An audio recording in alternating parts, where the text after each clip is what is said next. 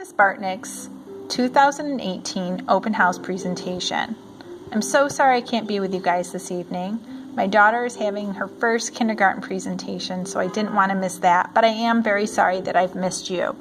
Please feel free to contact me at any point in the school year if you have any questions or concerns. You'll find my contact information on the last slide of this PowerPoint presentation. Let's begin. So your child is enrolled in U.S. History and Government. U.S. History and Government is an 11th grade class. It is a core class that is required for graduation. Not only does your child have to take and pass this class, but also the New York State Regents exam. Now, the U.S. History and Government Regents exam is administered 3 times a year, but your child will be taking the exam in June, unless otherwise contacted. Please note that there are 12 units of study, and the students study this class chronologically. The 12 units of study I highlighted in my parent letter to you at the beginning of the school year. However, if you read this slide, you'll find that we start with the colonial foundations of this country and go all the way through to modern times. It's a lot of information in one tiny school year, so we're busy every day. Also, note that the book that we use most likely will be the New York State U.S. History and Government Regents Review by Prentice Hall. Your child has been provided with one in the school. Also, there are multiple copies in the school if your child needs more. The U.S. History and Government Regents exam is a bear. Your student will have to take and pass this test in order to graduate. Now, the test is broken into 4 parts. There are 50 content-based multiple choice questions, a thematic essay, 9 to 12 document-based questions, and a document-based essay based on the DBQ questions. Honestly, it's never too early to have your child to start preparing for this exam. One way you can have your child do this is by just telling you what he or she did in class that day. Just the simple act of discussing what happened in class acts as a great review for your child. Have your child tell you what the word of the day is in class. These words of the day are completed daily. They are words that we find on the Regents exam. Also, they're words that pertain to the class learning activity of the day. By the end of this class in June, your child will have a huge list compiled of all these different words of the day, which will act as a great study guide.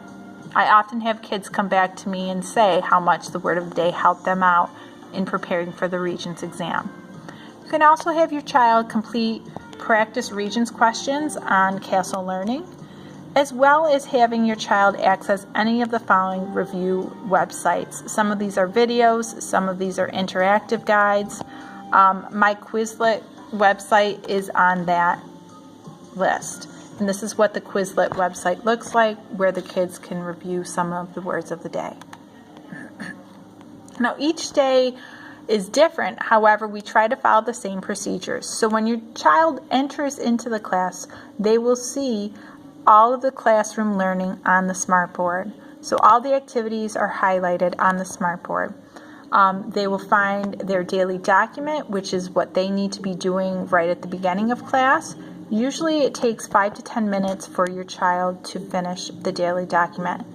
Your child will also in that time need to grab a Chromebook and a binder to get started. After the daily document is submitted, I will review the learning target and unpack the learning for the day. Also, go over the agenda for the learning activities. As a whole group, we will complete the word of the day. And after the word of the day, I will provide instruction and content information that is needed. Then students will engage in work time. And during this work time, the students will complete their learning objective for the day, either working independently, in partners, in small groups, or as a whole group. It really just depends on what the classroom learning activity is. At the end of that, at the end of work time, we'll come together as a whole class and finish our closure activity. Sometimes it's as simple as answering the essential question, or sometimes it may be a quick assessment.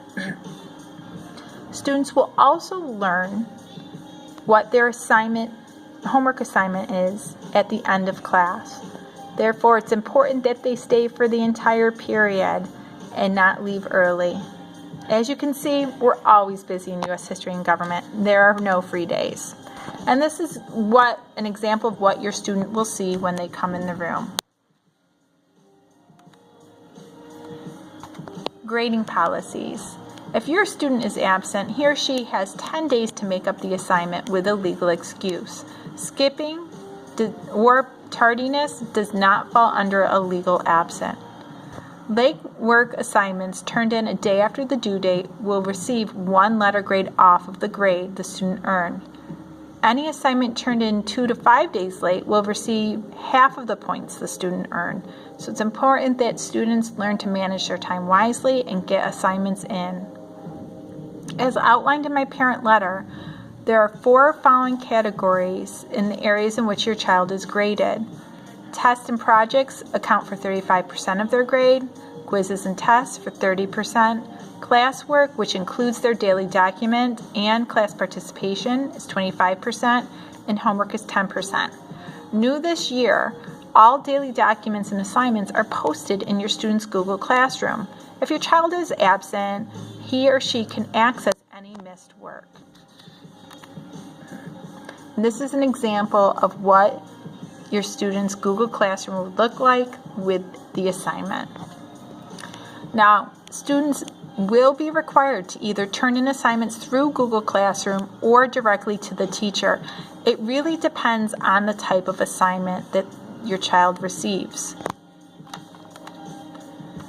So what is Google Classroom? Well, this is new to U.S. history and government this year. It's a blended learning format. So basically, your student has a virtual online experience as well as learning in a traditional way.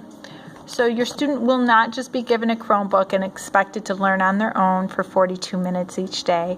Your child will be receiving instruction from the teacher as well as engaging in learning activities at their own pace online. We will not always use the Chromebooks in classroom, but a big majority of our time will start to transition into Google Classroom. Now, you are able to link to your child's Google account by emailing me. Just let me know you're interested by writing the parent invite in the subject line. Then let me know your child's name and class period in the email. I will email you back with an invite to your child's Google Classroom account.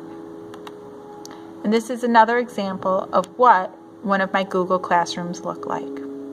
You'll notice that I'm able to post things, announcements like homework, and we also post the lesson plan for the day and the daily document. So the daily document is kind of like their bell work or their first activity of the day, and the lesson plan, or LP10, stands for Lesson Plan 10. So that's actually the assignment and the learning activity for the day. Communication. Communication between parents and teachers is key for student success. You notice there are different ways to communicate or learn about what's going on. One of the best ways to track your child's progress in my class is by using Parent Connect.